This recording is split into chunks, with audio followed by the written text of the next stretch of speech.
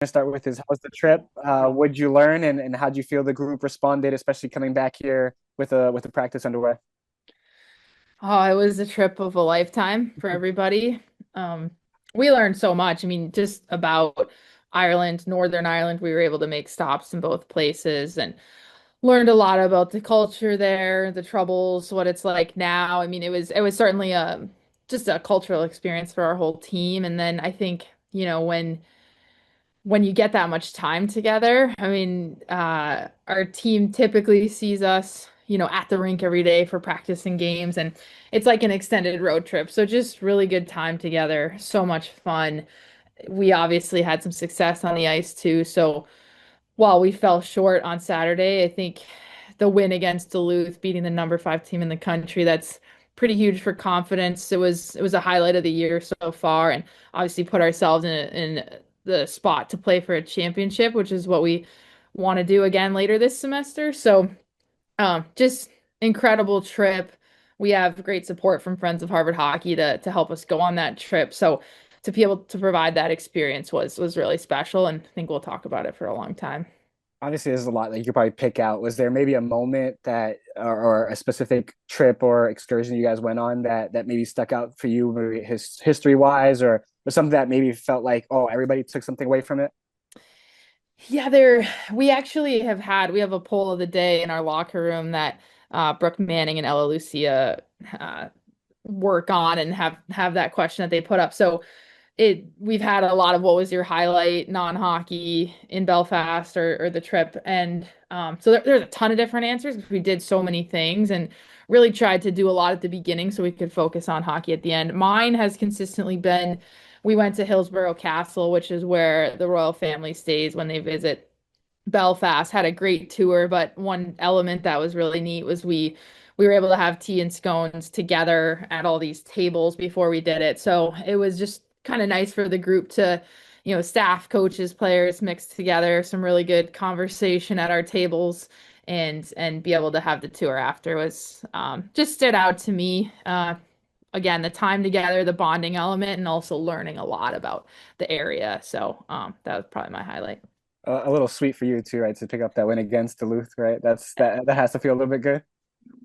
Yeah, it's really about our team and our players. I was just so proud of our group for the effort. We're playing on a big sheet of ice too. That I don't know if that got a ton of airtime, but certainly for us, it was for all four teams to play on an Olympic sheet like that. It was big ice and good team. They're fast. They have plenty of skill, but I thought we played a great game. Obviously, Ainsley was fantastic in there.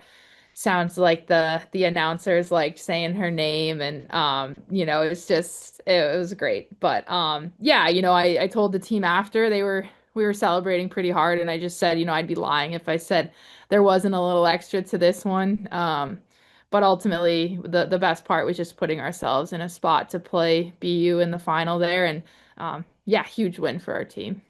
When you look at it, I mean, I think it was Jerry York who used to call this time of year trophy season, right? It's good opportunity to get a kind of a warm up before the Bean Pod and before ECAC tournament. What do you feel like that experience, the on ice experience, in that kind of competitive environment? I think the crowd was over 3,000 or something like that. Can you just talk about that and what that means going down the stretch for you guys? Really unique. I mean, like you said, it reminded me a lot of the Bean Pot in terms of tournament feel. Got to win two games, take one at a time, big crowd in really both games, but especially game two. Obviously, play BU is sort of perhaps somewhat serendipitous of what's ahead. We could face them in the Bean Pot. But I think just so unique. I mean, it's hard to get that it's the Bean Pot, nobody gets to experience what it's like except for our four teams, and then to have something that kind of prepares you for that, and just so with it so close around the corner, it was, I think, really valuable for our group. And we set some goals to start this semester, which were to win the friendship series, to win the Bean Pot, and to host an ECAC playoff series. So I think for us, obviously, we didn't meet that goal in Belfast, but we put ourselves in position to do so, and that's a huge step forward for our group and great experience heading into the rest of the semester. I know you've always talked about game by game, not looking too far ahead, not looking too far behind, but do you allow yourself to kind of say, hey, like that's a major checkpoint for us as a program, as a culture? I think the wins are now past the first 2 years that you were there. What's this season mean for you? And do you allow yourself to kind of check in and check things off that list? It's, what we said when we got back was it's really important to recognize the steps our program has taken. Like I said, to beat the number 5 team, to play them the way we did. I thought, the BU game was a really good game too. Probably could have gone either way. And it's important to recognize the steps we've taken. And then it's also important to have a sour taste in our mouth. We didn't come home with the trophy that we wanted from over there. And so that's important too, to have that chip on your shoulder. So what we talked about when we got back after kind of a long trip back, but we just said, hey, when we come back to prepare for Brown, it's like we're going back to work. We're going to keep getting better. Nothing changes for us in that way. So it's a little bit of both. I think it's important to recognize the progress and also stay hungry. We're not gonna shy away from that. We're certainly hungry for more. Yeah, use it as motivation, right? Two quick ones with player specifics, and then I'll open up to the guys. Ella Lucia, obviously, just another step this year. It feels like she's just elevated her game. Can you just talk about what went into the offseason, what's working for her this year? Yeah, she works her tail off all the time. I think the experience she had last year as a first year player was great. She was in some huge spots. She continues to be for us. She's playing center is not easy in college hockey, but she's a natural center. She just keeps getting better defensively. I think her line has been spectacular. Their entries have been really good. And she's just a leader. She's a hockey leader. It's hard to describe, but she's got a swagger to her. She's confident. She loves this program. She wants to be part of winning hockey games and taking huge steps forward and returning us to where we want to be. And I think, yeah, she's just been awesome for us, and she'll continue to be someone we rely on. And she's an everydayer. Like she shows up the same way every day, ready to work, ready to have fun. That's a part of her. She's got personality, and we love that. And I just think she's been a great leader for us. I know when we talked a couple years ago, you were like, hey, once we get our freshman class and it's gonna, once we get that class and it's gonna make a big difference. And then last year, you're like, hey, we're this close. And now you have this freshman class and that's making, huge stride. You talk about Elle, Morgan, obviously Carla sticks out now. Can you just talk about the group and Carla specifically and what she's been able to do in the last couple of games? Yeah, like you said, when we came in here, that was the first class we recruited. So, they were the first ones that we could kind of figure out, okay, here's what we want to do, here's what we want it to look like on the ice, and then go recruit for that. And I think what's neat is they've really followed our returners. I mean, I think we have 6 or 7 returning players who are having career years and just keep getting better. So it's really the whole team for us. But our first years, they've taken on a ton of minutes. They've been in big spots. I think Carla is probably one of the smartest hockey players I've ever coached. It's incredible the plays she sees, how she understands the game. She's been really good. Breaking out pucks on the wall is one of the hardest skills in hockey, and she's really good at it. Emmy's pass to her in overtime against UMD was obviously a laser, great pass, but for her to catch that and basically go in 1-on-2, I mean, she's always, ever since I remember watching her, has had a knack for scoring. So, obviously saw that couple goals this weekend, and then the one that was called back on goalie interference, I did think was also a great play by her right at the net. So, she's just done a great job, and big fan of Carla and what she's helping our team do right now. Thanks, coach. Always appreciate the thoughtfulness behind the answers. Thanks. Tyler, you want to jump in or should I go? I only had a couple. Go ahead, Craig. Appreciate that. Coach, thank you so much for the time as always here. Just to follow up on the bean pot talk and bell pot and how it may or may help you going forward here. I'm curious, this is sort of a frantic restart as always once we start the new year, and the schedule is pretty busy for you coming back. Obviously, a little bit jet lag, I assume, at some point here this week, and then 2 big games with Brown and Yale, and then right into the Beanpot. So I guess I'm talking sort of thinking schedule wise and rest wise. how is that a challenge? And is there sort of like a game plan to build in a day off, or how you working around the scheduling challenge there? Yeah, it's a good question. There's lots of off days worked in. I think the funny thing is, I think it's one of those times in our season where as coaches, you got to knock it in your own way and really just know the feel of the team. We certainly rely on our leaders, which is our captains, our juniors and seniors, and really everybody on the team. We want to have a sense and a pulse of how things are going. We also have, heart rate monitors that help us track some of that. So our sports performance team is helpful, but ultimately, I always think about how as a player, this time of year was never a problem. It was the best time. I mean, players want to play. And so I think for us, our focus is, we've got 3 weeks here where we either practice once or I think we practice twice and then we have games either 2 or 3 times during the week. And so it's just accepting. We talked to the team yesterday when we are practicing, it's got to be dialed in, focused.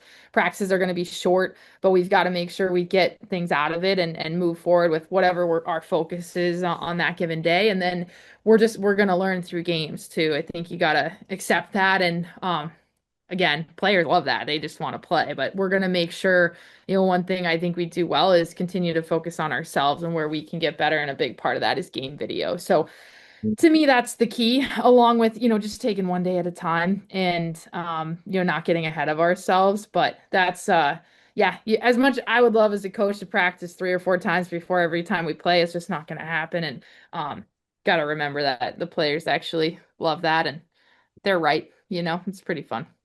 Yeah, yeah, fair enough. Um, Discipline wise, correct me if I'm wrong, but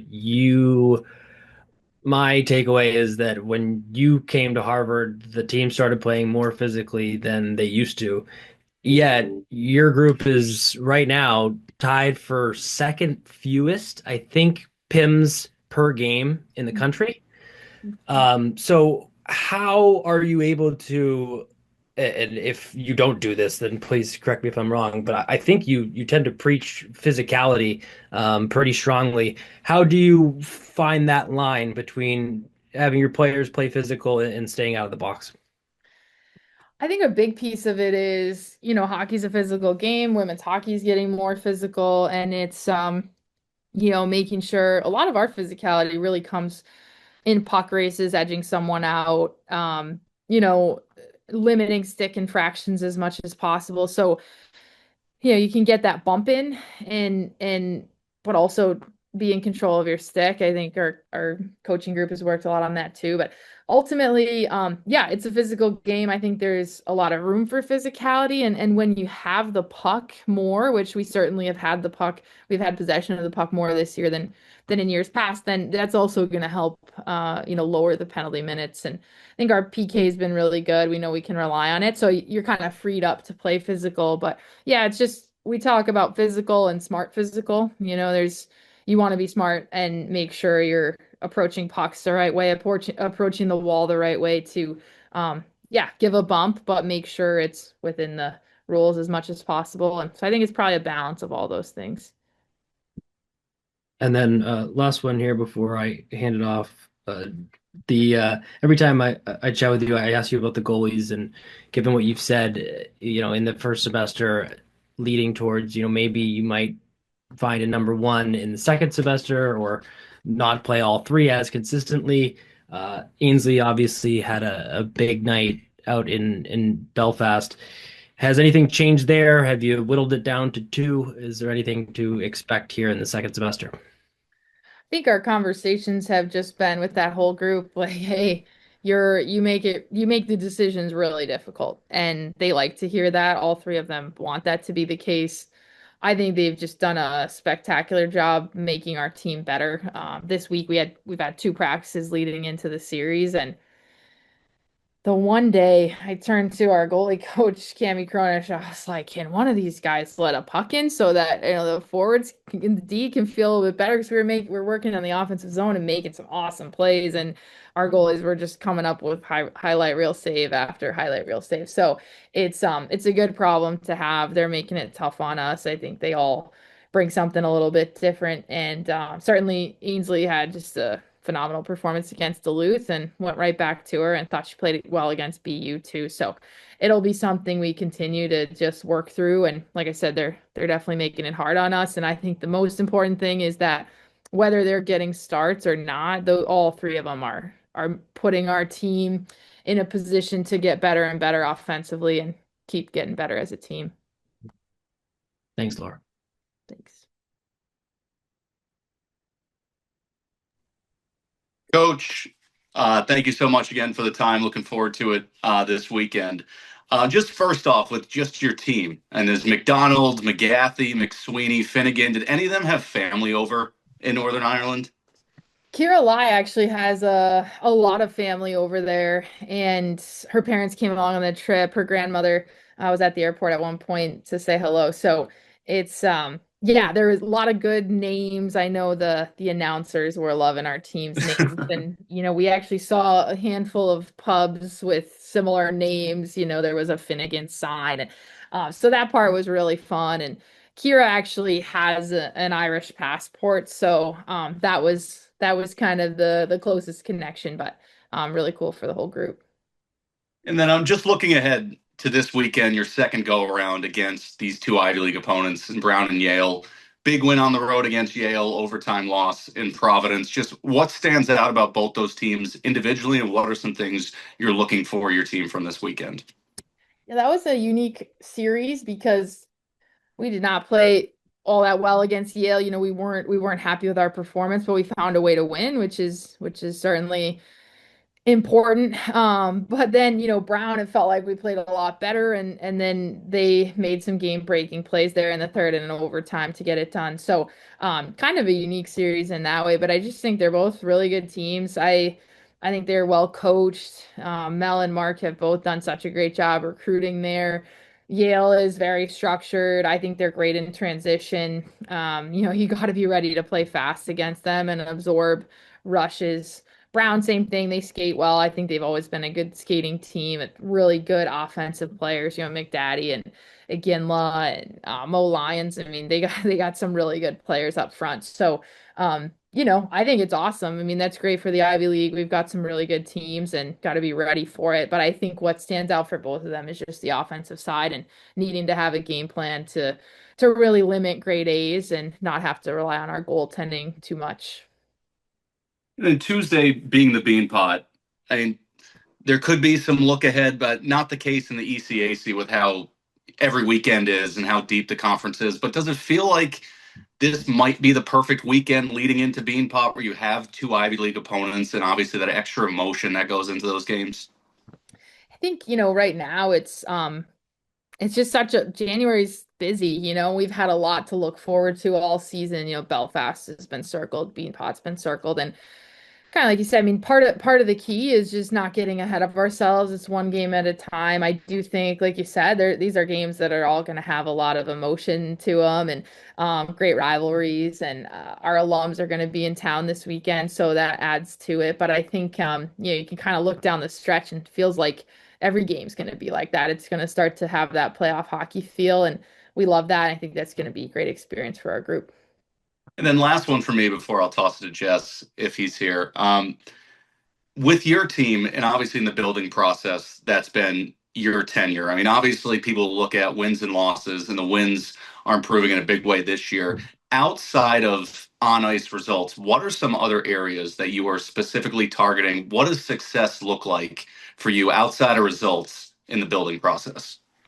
Habits and preparation are probably number one, and something that has taken some time, and some of that, whether it's pre-practice warm-ups, cool downs after practice, nutrition, hydration, sleep, what the expectation looks like for our team, extra work, staying after practice, all those types of things. Like, you can't expect results until your habits are consistent and there's an expectation and standard as a group.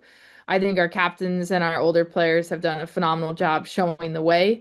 um, a big piece of it too is like leadership can come from any seat and every seat. Everybody is a part of this.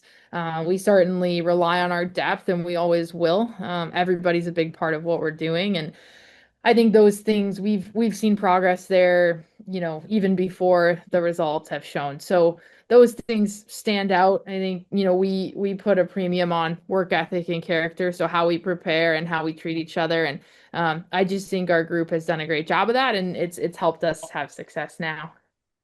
Oh, Coach, that's all for me. Thank you so much. Thank you. Doing double time, Tyler. Come on now. I got some 9 to 5 emails in the background. We're all just like Coach having conversations with everybody in the free time. Got to be doing twice at once. Hey, Coach, glad to hear that everything went well on the Belfast trip. It was awesome to be following along from a distance. I just got two for you that are away from the ice. The first one with Peyton's impact on the team. I know you guys signed her back in October, and I don't think anybody has talked about it too much since then. I know you had the bean pong tournament. You brought the championship home, but if you could just share a little bit about what she's meant for the team, what she brings when she gets to be around everybody, and then what it was like knowing the experience of playing ping pong with everybody, bringing that trophy home. Peyton's the best. Like she's awesome. Peyton loves our group, our team. Our team loves Peyton. She just always says what everyone's thinking all the time. We had our team picture earlier this year, and Kate Casco's gonna have to be a little, coming in hot for it. And so when Kate arrived, she just screamed Kate. And we were like, that's what everyone's feeling. Everyone's excited to see Kate when she comes, and Peyton just says what you're thinking. But we love her. It's great to have her around. I know she was excited about the ping pong tournament yesterday, the bean pong. And our team took it pretty seriously. There were tryouts earlier this week for who was gonna represent us, and everyone's had a lot to say about last year the winners of the bean pong on both the men's and women's side ultimately won the bean pot. So we'll take that as a good omen. The superstitious types are loving that, but yeah, they took it pretty seriously, and Peyton, it sounds like, was proud of the crew. So it's great to have her on our team. What's been the Kate Casco one was awesome. What's maybe the like a great memory from this season with her where she's just had like a profound like impact on everybody? I mean, her signing day was great. She came from her basketball game before that, and then she's got a busy schedule. So she came from basketball, and we were able to. It was just great time together. She's a big fan of Kate, Brooke, Jell, Ella. Those are her buddies, but she kind of makes her way around the room, and it was a really special day. I think Peyton's all about the team, so when it comes to her and signing. She doesn't need the camera and all that. She's not necessarily interested in that. She wants the team to have that, and that's her number one. And our team just adores her, and it's pretty fun to have her around. Yeah, the signing day picture with Brooke, like big hug right after Yeah. the pen went down. That was awesome.